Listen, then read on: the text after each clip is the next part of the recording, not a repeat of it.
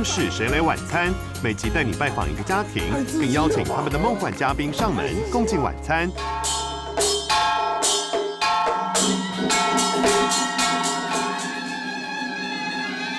道士就是道教的神职人员，他们不必通灵，但能通也很好。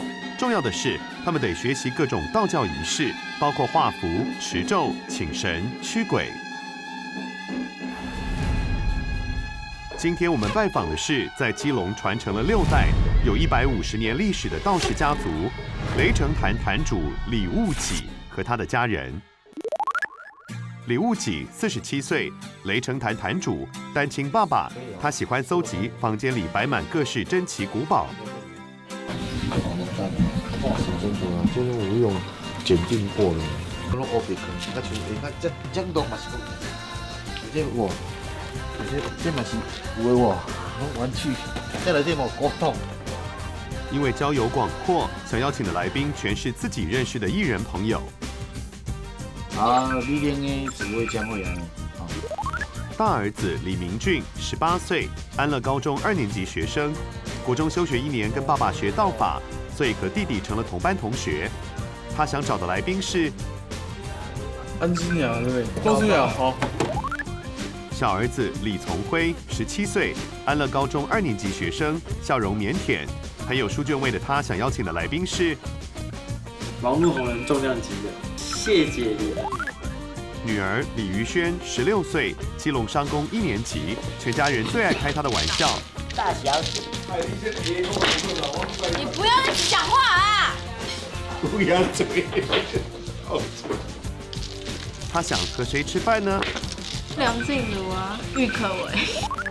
爷爷李腾龙69岁，基隆道教会理事长，他想找老朋友一起来吃饭。我的好朋友，一个萧国平嘛，一个就郭中山郭里长啊。奶奶林一芳72岁，北管乱弹戏曲老师，对于来宾没有想法。家里还有2个徒弟，李文佳16岁，高中休学；林正阳15岁，安乐高中1年级。在今晚的嘉宾上门前，我们先来认识这家人吧。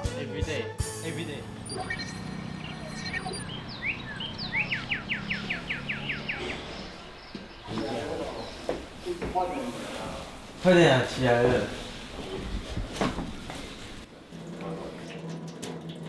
这天星期一，李悟己带着原本该在学校上课的2个儿子明俊和从辉，在万里做法事。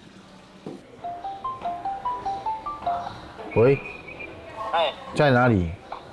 我过去找你，我过去找你。你在哪里？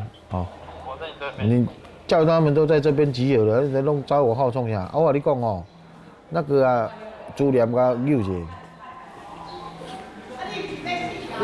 这个还不见了。哼，专业，汗臭味。哦，狐臭的味道就重了。谢谢。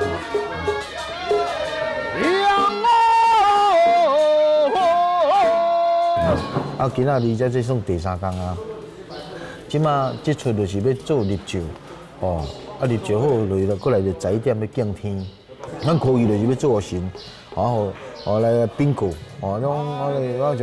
咱像咧招公门的意思同款啊，慢慢呈报上去，求天公降神，众神都降临了，来赐福给大家。那你觉得你有法力吗？我觉得我有。其实我们的咒语真的念到好的时候是可以救人的，真的就是有那个遇到那个邪煞邪灵的啊，护身的我有遇到的。医生给注下安眠药，煮了嘛没困。有时候我念个咒语把它加持一下，睡着了。笃信自己有法力的李悟己，这几年已经很少亲自演法，法事相关的工作多交给大儿子明俊，自己则负责监督与公关。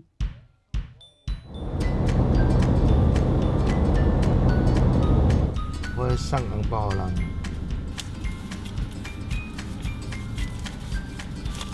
这边有啦，要包红包的。唔知有收就收啊，无收就全拄好啊，无收就赚起来，赚着啊，开玩笑。熟识的庙宇公庆，李务己都会亲自送礼，打好关系。你即摆小雨爱讲指教好势啊，我来讲殷勤介绍，爱人庙宇会头人有信任，爱莫请咱做，冇钱哪赚？无你看，我那规工坐用的，坐嘛无钱啊，无钱哪赚啊？李务己5岁学道场锣鼓，13岁通道法2门，是基隆雷城坛第5代传人。雷城坛在台湾北部正一道坛颇有名气，在道法传承上已有150多年的历史。啊，这个法器哈，这个哈意思，你看这像什么字？刚才一嘛，啊这个是心啊，对，一心向道啊。古早的祖师也是这样子讲啊，才这样子传下来的啊。台湾的道士分红头、黑头2种，黑头道士有办丧事、帮亡者超度，红头道士只替还在世的人祈安植福、驱邪压煞。李家属于替活人办事的红头道士。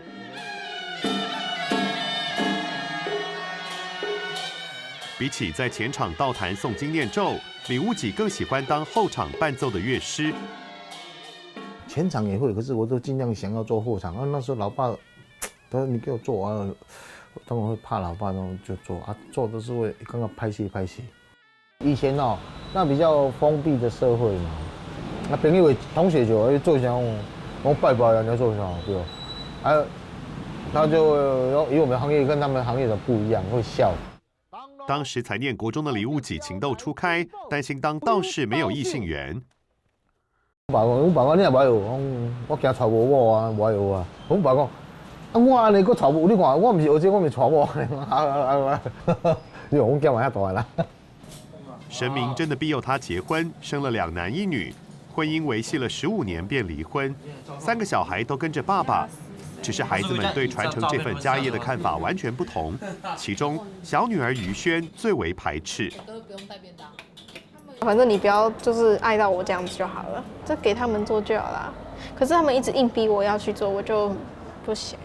他有说那个嘛，打鼓的是一个里面最重要的，爸爸就是要我去学那一个，然后说什么你以后如果学会的话，以后大家都看你这样的，然后讲的时候我真的是很烦，而且他那时候。然后他只要到教这些东西的时候，他就变脸，就很严肃，所以我就很不喜欢。于萱在家里被奉为公主，李务己从小就耳提面命2兄弟绝对不能欺负妹妹，一家人都很宠她。妹妹，你要不要下来1楼？我下来1楼了。没有啊，我带你去庙口啊。你在短啦。我知道在短啊，你就在短楼下，我快到了啊。啊？我快到短楼下了。还可以。还要带你去吃东西啊。那你干嘛在打咩？哦，到了啊。要当道士，这些好像在唱歌啊，你没有觉得吗？唢呐啦、二胡这些，这都是要有音乐细胞的。没有音乐细胞，你根本就学不会。你唱歌会多好听在那边，你在唱歌难听。那个女主持人啊，我讲女主持人。有那个我的唱歌，在做歌星。说你的什么调很好，你讲话都不好在那边。于萱很爱吐槽爸爸，但李务己乐在其中，直来直往是父女俩的沟通方式。道长的酒量要练吗？他不会喝。你若即句就讲白话话，我足爱啉的啊，是我不爱啉啊。每次才喝什么几杯而已，然后就开始在那边起笑，不知道在起笑什么。大儿子明俊国小就跟着爸爸学习道法，现在已能独当一面，对家业很有热忱。我看过很多，也有人没有扛啊。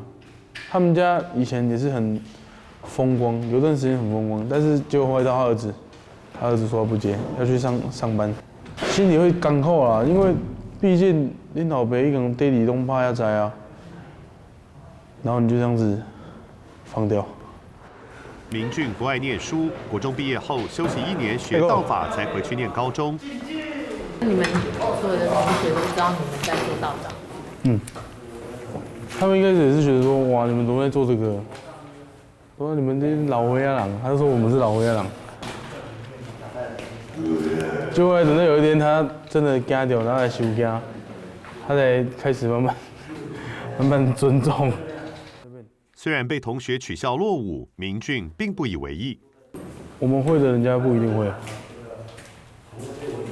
那我们现在做的事情，跟我同年纪的人，他们还在玩，所以我们算是稀有动物啊。以当道士为荣，明俊才18岁就收了2个徒弟，李文佳与林正阳。学这个也不会让他们说变坏，总比整天在外面晃好。之前没有接触到，然后之后就感觉就是很新奇嘛，然后好奇感，然后就。因为我刚才说过，我们这个有机会啊，可以有办法上到新闻。他说他想让他妈、让他爸知道说，他不是他们想象中的那么不好。这次学弟他也是不喜欢读书，然后就让他妈把他交给我，就只说了一句话：你也赶紧查我，查我后胜利耶。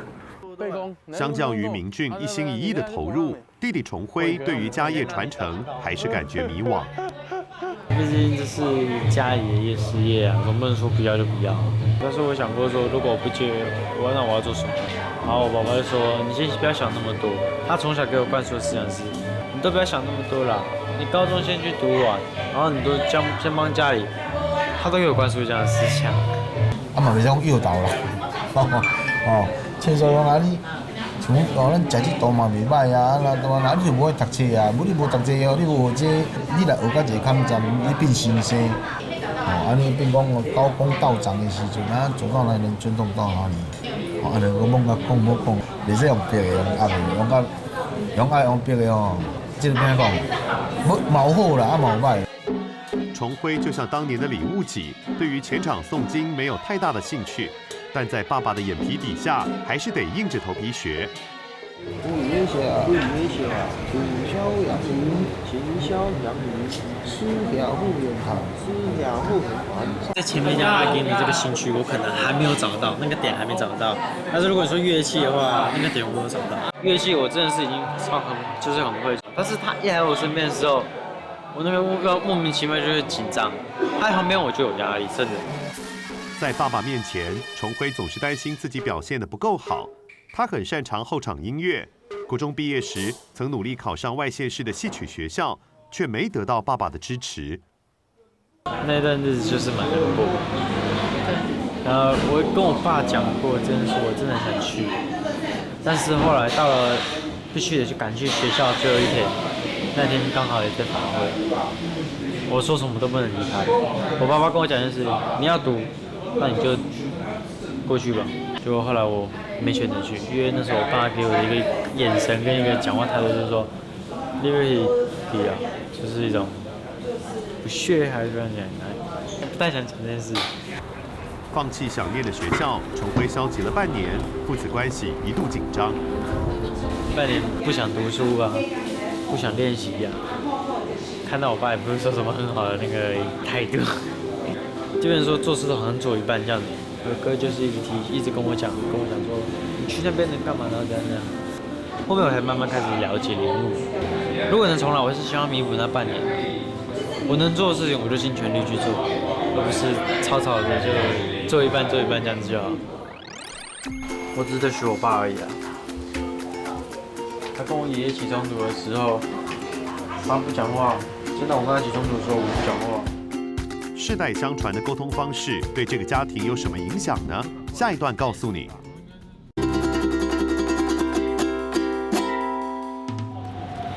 今天拜访的是住在基隆的道士家族李悟己和他的家人。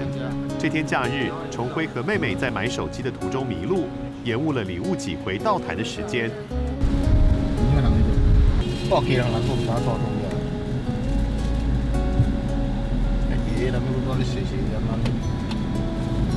因为道坛有客人来访，爷爷李成龙一直催促，让李悟己很心急。兄妹俩一上车，他忍不住发脾气。你不知道我们在赶时间吗？刚刚是不是跟你说，爷爷在赶时间了，到你催啊，多食饭啊，就开始催啊，就紧摕身份证给你啊，唔去办，我到慢慢行，到动车场中，叫恁家我倒等于就是赶时间啊！啊，恁若总看你挡车，你咪用走的，哇！我大家落爽安尼，摕互恁就是你赶时间啊！李松，你敢讲唔知吗？李轩，你敢唔知吗？知道爸爸在气头上，没人敢吭声。回到道坛后，兄妹俩有点委屈。我只是在学我爸而已啊。他跟我爷爷起冲突的时候，他不讲话；现在我跟他起冲突的时候，我不讲话。然后再来看看说，到底是发生什么事啊？这不是好事啊，因为他会说：“我刚才公文你没要赢了，回答了不爽，不回答不爽。”那我宁愿不讲话，讲话浪费我口水。刚刚很明显，那不是我的问题吧？因为我们也不知道准确位置啊。干我每次我刚刚都讲那家店家了。因为他怕被爷给。妹，他自己也被爷爷这样催促，他还能怕的，好不好？就算认为自己没有错，兄妹俩也不敢回嘴爸爸。这家人在面对冲突时，怕破坏彼此感情，而习惯用沉默解决。爷爷电话一直催，吃这饭吃1分钟啊，你就催了3通电话。啊，你看3通电话的时候，我就赶快处理了啊。他们还慢吞吞，搞不清楚状况嘛。那他认为我不理解的时候，我就会是沉默是金的啊，因为他会有他的想法啊。争辩说我是对的，你是错的，还是你是对的，我是错的。好了，都争到算我对也好，是算他对也好，可是这样已经都2败俱伤了，心里就怪怪的。可是过2、3天就好了，因为都是自家人嘛，只是说何必要去搞到变成这样子。这样的相处模式也反映在其他事情上，比如为了法事而要向学校请假，小孩虽顾虑学业，但也不想违逆爸爸。他会讲说：“爸爸不行情啊，我不行情哦，我无够人啊，就我来处理。”我会安尼讲。每到庙宇庆典的旺季，明俊和从辉的请假天数就会暴增，这个月已经请了11天假。到了，下礼拜2开始，下礼拜3吧。我礼拜2、礼拜先提早走啊，礼拜3连续做到星期日去啊。礼拜3到星期日啊？5天呢。拍摄我跟你讲一下啊，李崇也是啊。对啊，对啊，都跟帮忙我啊。回来的时候好像下的那个6日，没去碰到，应当无碰到啊。应当是无碰到，唔是我瞧的，迄新明桥，迄固定日子的，无多瞧。哦，好，谢谢。为了守护这个家业，兄弟俩连暑期和寒假的辅修课程都无法参加。明俊国中毕业后还学了1年道法，17岁才回来念高中，和从辉同班，2个人都是体育班学生。一开始我不喜欢读书，就很说我不知道外面那么累，哇，那体验回来这3个人轻松，真凉。我国中毕业，但是高中可能没有办法，我就拜说啊，我能够毕业就好了。18岁的明俊正值探索人生兴趣和志向的阶段，却已打定主意不再升学。毕业后想和弟弟从辉一起当住庙道士，1个月能有4万块的薪水。这个想我是很现实的，比我们更会吃饭的人还更多。不过人工我们就最强，所以就是比较保守嘛，有办法有位置就能展开。现在最重要的目标就是先把高中先读完，然后那个至于庙的部分，就是看我哥跟我哥合作，再看看是单日他去啊，他没有去这样子，就变成说是要这样子啊。轮流去。我想跟我轮流去。轮流去。先去就好，都可以去。未来的出路都被爸爸安排好了，但从辉心里面有着跟哥哥不同的想法。他打算高中毕业后继续念大学。如果我能考上，当然是最好哈。虽然从我爸那边可以学到很多乐器没有错，因为我爸很多乐器都会，但是搞不好在不同的地方学习会有不一样的这种心得。搞不好之后我哥哥现在带来这2个徒弟，如果他们就是有进步，或许他们可以2个代替我这样子，我就可以去读书。大学的话，我想试试看，跟我爸 talk 一下，讲 talk 比较好听。讲一下歹听哦，你讲准读到大学啦，伊叫嘛是讲你用车，7好啦，打工。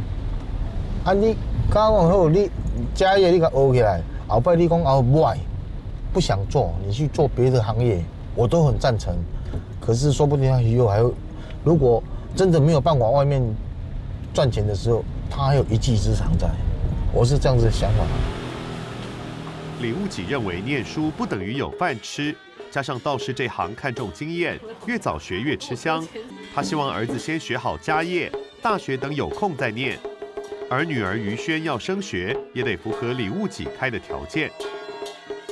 我甲3种，我叫讲去看讲，比如考经国，看护士、医生的这个方面的，无就是讲药剂师的、化工的，无就是会计师，就这项我拢考袂掉，你就转来要读安乐高中，高中毕业，大学要读不读都可以的。你搁读大学去，感觉嘛是无效啦，对吧？你规去找头路啊，伊学一下手艺啥物安尼，叫伊考试搁考有掉，考到会计啊。伊考掉我嘛足欢喜的考我袂使表现，我足欢喜的。我本来是想读设计科，可是他就说读那个没饭吃啊，说什么工作难找，然后我们就得选择对自己有利、有帮助的。于萱是家里唯一能专心念书的特权分子，虽然家中的祖祖辈辈有6代全是道士，但他对于道士这行却不认同。就对外面我觉得很丢脸啊，不是说大家的一般职业都是服务业那种的，然后就我们是这种，就在别人眼中就是迷信之类的，我也不知道怎么讲不是啊，因为如果是我们口头讲，他们也不会信啊，他有个理由吧，就是有力的证据之类的。于萱很少对外人提起家里的事业。就算和哥哥感情很好，兄妹俩在这件事情上也没有共识。对，我当然是希望说他有办法在对不对，一些行家波纹的问题，还有办法学起来，或是八字方面，因为这个对他也是有帮助啦。重点以后嫁出比较不要人家刁当刁塞的，对啊。他说你可以去做，我说我才不要。对啊，你如果要的话，当然是 OK 啦。你在讲话啊，我们怎样？是不是？谁要去做这东西啊？超白痴。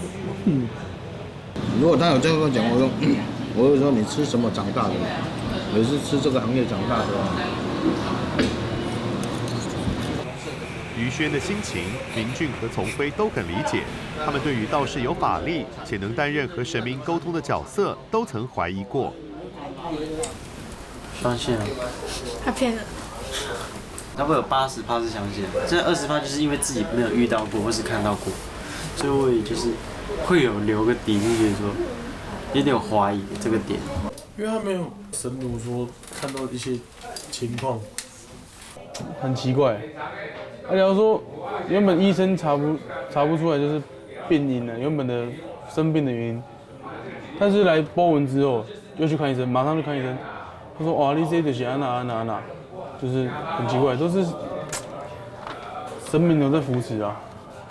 以前觉得蛮胡乱的，那时候说真的，但是后来慢慢说，就很奇怪的事情都发生，就是会慢慢的去信。对明俊而言，这一行科不科学不重要，能帮别人处理难解的问题，换得一声赞美，是他从事这行最大的满足。有感人家就说，只要一句说，其实你做真功夫，又真好，真平安，这样就好了。不努力有成果，我都很嗨。这样的成就感也造就一个大家族都是道士。晚上李悟己不在宜兰当道士的叔叔和表哥来家里做客。道士就是之前的准备功夫要下蛮多。其实准备好了出来就很轻松。以前不喜欢读书了，就觉得背书很痛苦，结果就去学这个道士，就才知道道士背的更多，哇，背更多。其实他们雷神坛也养很多，像我们这种，我说我们是第一代，他是第二代，然后我们都有家子啊，都做道士可以照顾一个家子，就是要靠他们那种老坛去外面有一些法会什么的，然后我们来做他们的工作，我们就是给他们钱的。叔叔玉凯退伍后踏入这一行，曾来雷城坛学道法，对于三兄妹的私生活了若指掌。见义勇为啊，就说曾经对不对？为了一个女生就拿着一束花，大家都在上课，他就冲进去教室送给那个女生，之后就轰动了。对他妹妹还在前面说：“我哥干嘛进来？你来找我的。”我那时候觉得很丢脸。重点女生还没有追到哦。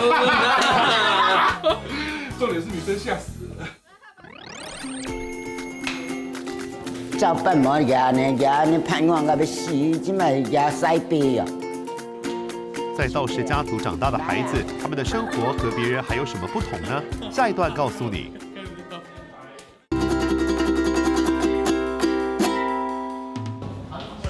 今天谁来晚餐拜访的是在基隆的道士家族李悟己和他的家人。家族事业带给这家孩子不一样的生活经验，念经比念书还多，还会跟着奶奶林一芳学习专给神明看的北管乱弹戏曲。照办毛牙呢盼望到要死，即卖牙塞背啊！你什么？下礼拜我也福禄寿的禄仙。老仙那里知道，原来是蟠桃大会，香港女老仙前头。这唔免知食，这甲恁做事无共款，你喙惊人看的哦。习惯，太习惯了，那个拿起来就直接想遮嘴巴。睡觉。北管乱弹与歌仔戏不同，它的戏曲语言称为官话，被认为具有与神明沟通的能力，大多在节日庙会里演出。你怎么会想学这个？阿嬷在教，因为我们想跟阿嬷学。快绝种了，没有人会了，全台可能没有5组人会。对，所以应该讲很多，但是就是不知道，没有办法深入专业的啊，是吧？我妈也是家传的。阮呐，敢若讲，阮这2、3个囡仔呐，拢会配合会来做，啊，别人拢来读，有的人讲无用啦，无啥，阮就较袂烦恼。啊，所以讲，阮这2、3个，阮就是讲，若较重要，我一定爱互这2、3个，走袂去嘛。阮就讲要传承啊，我就敢若凭我的力量，甲因传承着啊。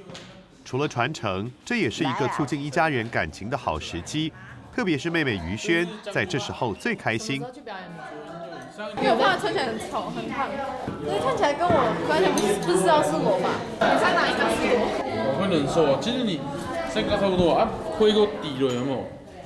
刚好跟我差不多高，灰要低上去。超级完全看不出来是我。热爱演戏，我妹热爱演戏就是这样，因为她会显得她比较苗条。于萱作为家里唯一的女儿，李悟己最为疼爱。被宠惯的于萱，平常爱和爸爸唱反调，但对父母离婚这件事却力挺爸爸。妈妈之前有跑来我打工的店里面找我，她就说什么过得好怎样的，然后要我们出来吃饭这样。可是爸爸说他不要。他是说我们看我们要不要我是站爸爸这边。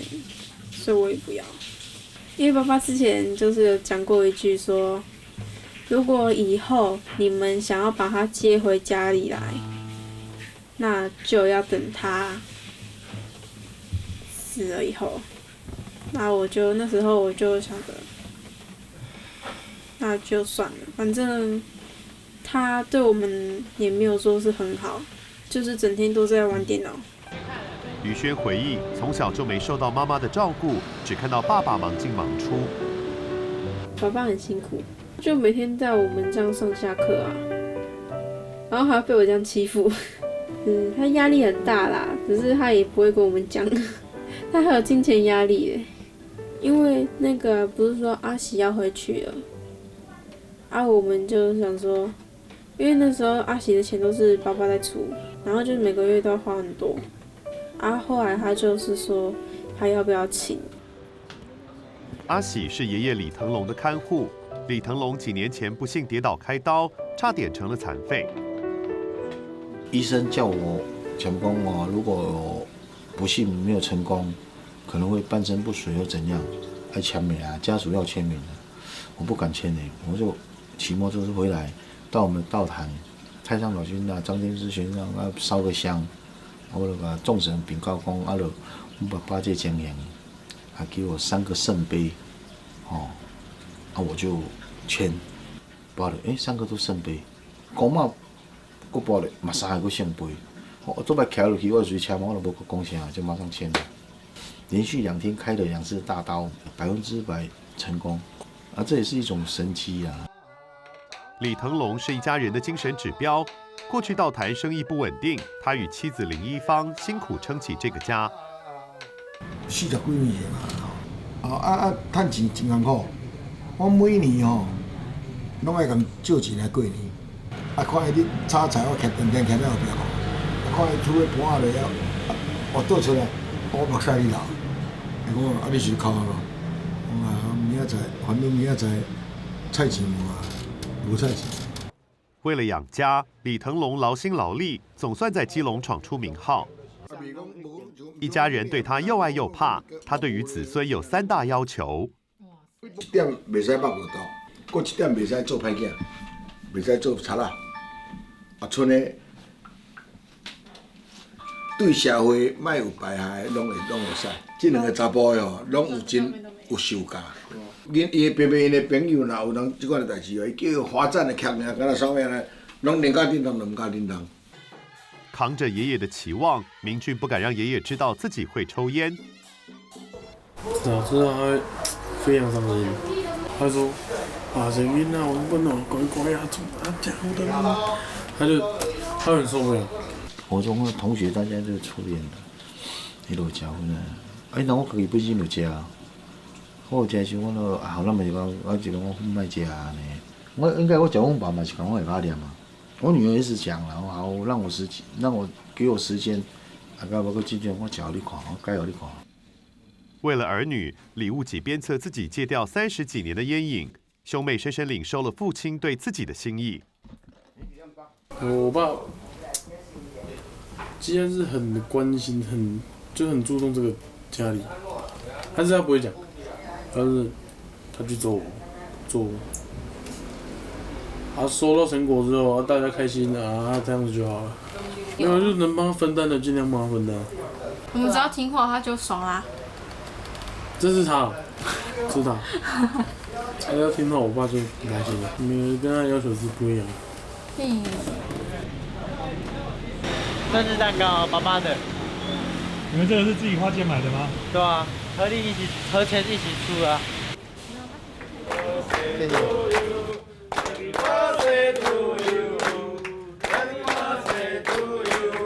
许愿，祝福大家哈。无啦，袂要娶某啦。即摆是做老伴儿啊，唔好娶某。祝福一来祝福是讲爸爸妈妈是定讲你来我来事事开心顺心的话儿子女儿乖乖再祝福各位。这一天是李悟己生日，在家人朋友的庆祝歌声中，李悟己许下找老伴的心愿，希望让这个家在未来更圆满。好恶心哦！走开，离我远一点。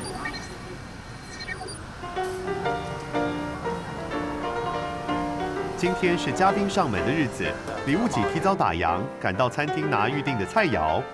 今日买啥？今仔买沙西米啊，搁买一个软丝啊，凉拌的，搁买鲨鱼羹，搁海菜凉拌，煮的搁一寡菜。妈妈给我做。今仔日有较特别，就去买一寡菜，拢方便的啦。我袂晓煮啊，对，我袂晓煮，因为我收钱物件我袂晓煮。说自己不会煮，奶奶林一芳还是准备了几道拿手菜。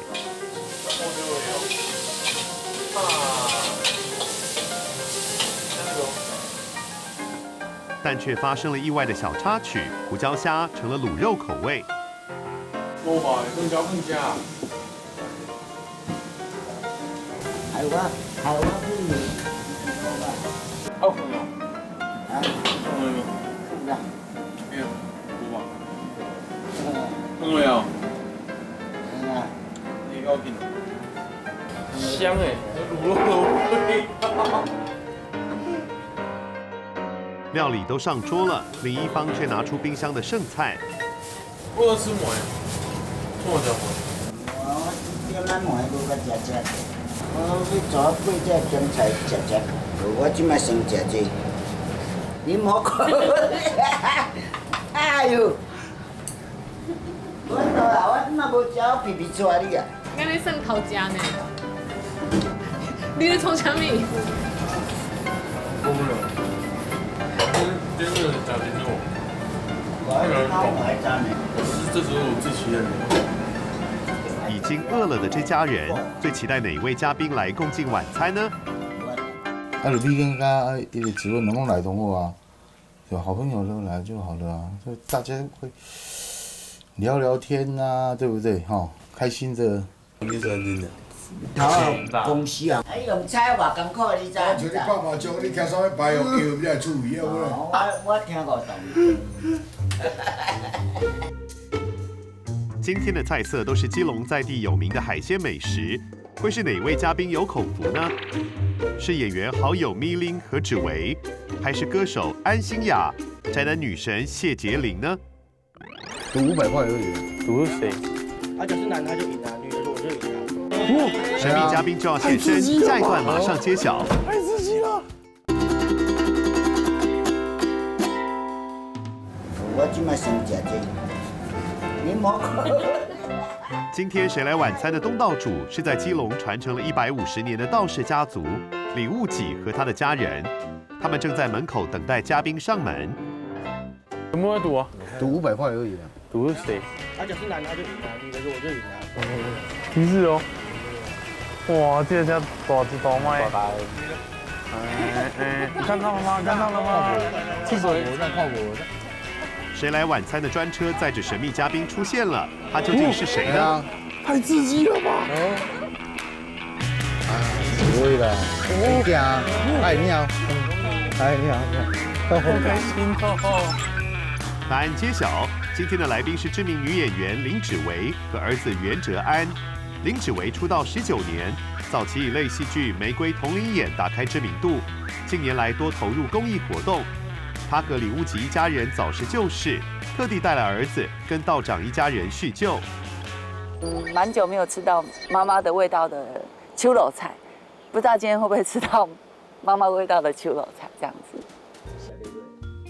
哎，还是很好吃哎，这真的有辣椒，味拢有入去，这红菜，这好食，好食，这煮较好食啦。煮较好食，我平常就林芷薇跟道长一家人认识1年多，但这是头一回来到家里做客。我觉得啊，你们家很特别，就是我想讲你来看到什么格局哈？里面摆什么八卦阵，还是桃花阵，还是钱财阵，那也拢无，什么阵拢无啊？无可能啊，恁做都我跟你讲，阮这哦，阮这是正法的，阮十日救来。所以阮唔免去摆什么像讲电视你做啊，摆什么摆迄有的拢嘛是，上来讲要安怎讲？邪术啦，哈。邪术哈。做互甲人一般的人看讲哦，就是爱安怎，其实伊拢骗人，拢骗人。有啊，我顶个问啊，我说你单身那么久了，啊，你自己又做道士，你怎么自己不弄个桃花，让桃花有缘分？干嘛？等你啊！他在随缘。小燕，等我甲介绍的哦。咁明的带吗？甲介绍，无啦，我甲介绍啦。其实林芷薇是李悟吉喜欢的那一型，爷爷开玩笑的想凑合小俩口，让他很害羞，赶紧转移话题。哎，那你妹妹你读什么科？会计科。会计科，喜欢吗？真的哦，那为什么要读？啊，我互伊三个即落啊，我讲你第二吼，看你就去考医生，不就律师，啊，无就会计师，啊，佮无时阵吼，你就去读公理的，吼，高中安尼，公理高中读煞，就去工厂上班啊。你们没让他自己选择，像我都没有叫你读什么哈，没有啊，是你自己想。因为我知道他有那个能力读书啦，啊，就这样子，小小的施压一下。好啊，你毕业以后，高中毕业以后呢，你会想读什么？高中毕业不想读啊？慢慢来。啊，你呢？我想要读大学。大学啊，要啦。啊，伊团好伊，啊，伊就当去读书啊，唔免拢走吧？要吗？忘掉，伊什么？这就是因的兴趣啊。啊对啊，伊兴趣是安尼。就做这样。啊，所以我这门的功夫哦，我是完全是掌握全力救人的。所以我说我问心无愧，我一家你看安尼完完满满，哦。啊，所以阮林进吼，功夫若有好，我这久嘛时常你甲鼓励。伊敢若徛出来，免穿衫看起来就厉害。我就厉害。你看伊安尼吼，真的呢。伊吼有当若较大月吼，一月你若要赚10头8万，你嘛就情咧。你看伊安尼，目前伊即摆虽然还阁读册吼，一月你若要10头8万，你嘛就情咧。哦，是哦，10万8万这样。哎，你知？大月啦。也有可能会超过，也有。啊，不然功夫我那个时常你甲鼓励，你功夫一定要学。你功夫无学哦，你无法度。现在年轻人要赚到这个薪水很难啊，但是无人知，我无讲你唔知啊。知道赚钱的重要，但林芷薇对儿子的要求只有一个：自己要会照顾自己，然后尽量在交女朋友的方面，以结婚为前提交往。就是不要说随便去交人家不负责任。强调负责任，因为上一段婚姻前夫不仅外遇，还让林芷薇负债累累。对一个单亲的那种妈妈来讲，你说每个月要拿3、4万块，就是出来也不是很容易。我本来不想唱歌呢，就是那个时候就被逼到了，然后就看人家去唱歌就有钱。我本来是觉得说，我这辈子都不要穿那个少少的衣服在台上唱歌给人家看。可那时候就被逼到了，然后为了小孩子，然后就带着小孩子这样子去作秀啊。哦，迄阵阮住喺顶楼加盖，外面下雨，里面下小雨，很简陋。一做兵迄天甲因女朋友去甲遐讲，妈妈，因为他女朋友非常乖，妈妈，从今天开始，我不会给你拿任何1毛钱。从迄阵就真正无退啊。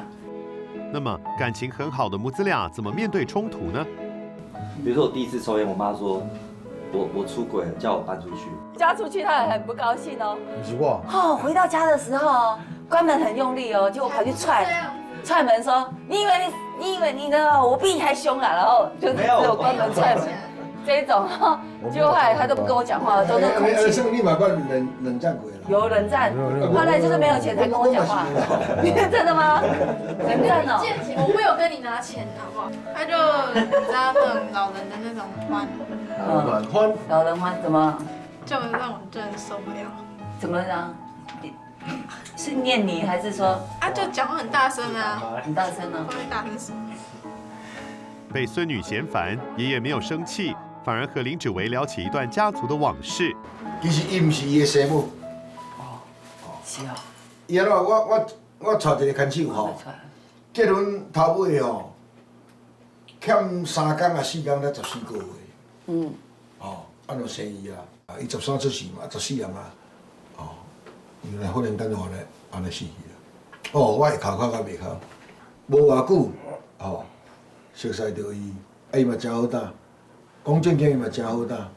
知影我已经有死某，我有囝，毋知是用怎我太缘投啥货啊？毋知敢若是讲我亏欠伊一个伊的老母，我无甲顾好，伊就互伊安尼出事就无甲伊无生无啊，但是人即个老母嘛真熟。伊过去哦，伊过去哦，啊出去哦，因该做外台戏啊嘛，哦，伊做迄个男团哦，哎，出门嘛拢爱出去做啊，哦，就是敢若当做伊生的嘛。 就是安尼，啊，过来即嘛，顾囝顾安尼我当确定你足缘投的，无吼，无可能。感谢。林芷薇很佩服奶奶辛苦撑起这个家，她也分享自己的感情观。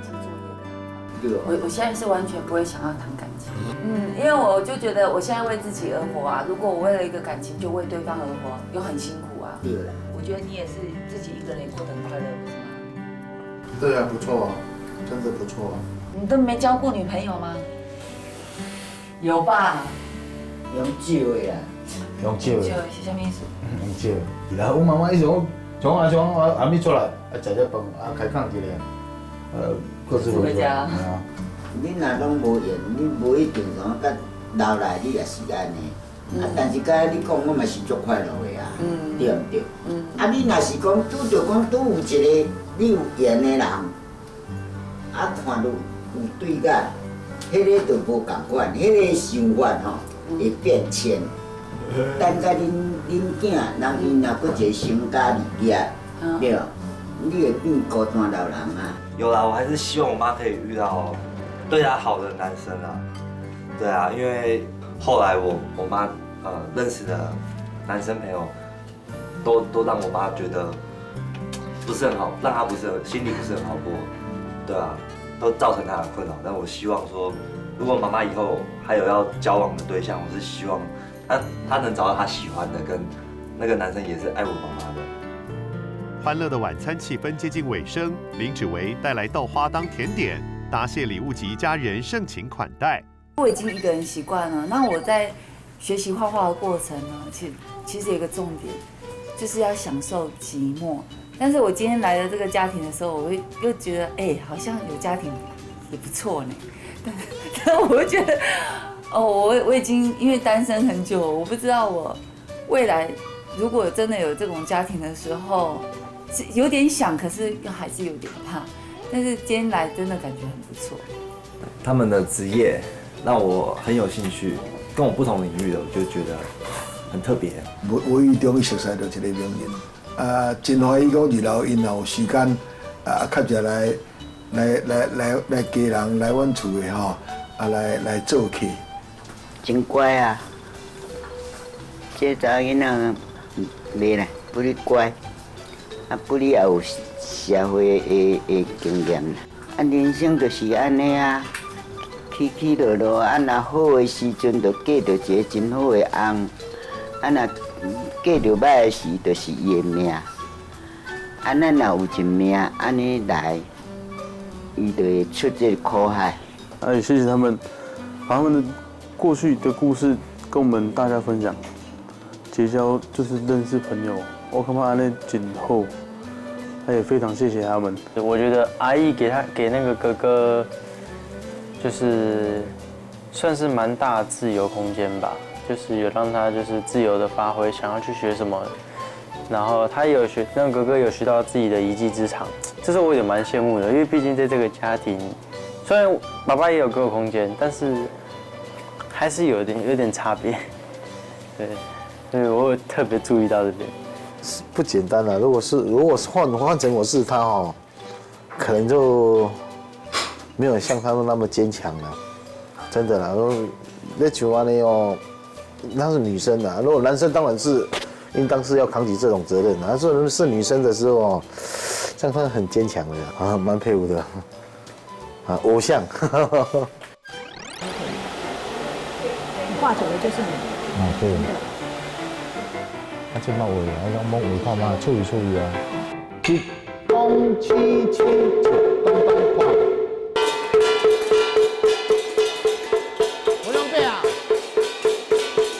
你小等的啦，你草也无拍，你家己框，你拍你家己爽啊！我即摆叫伊教伊，咪要叫你讲拍你拍我看的了。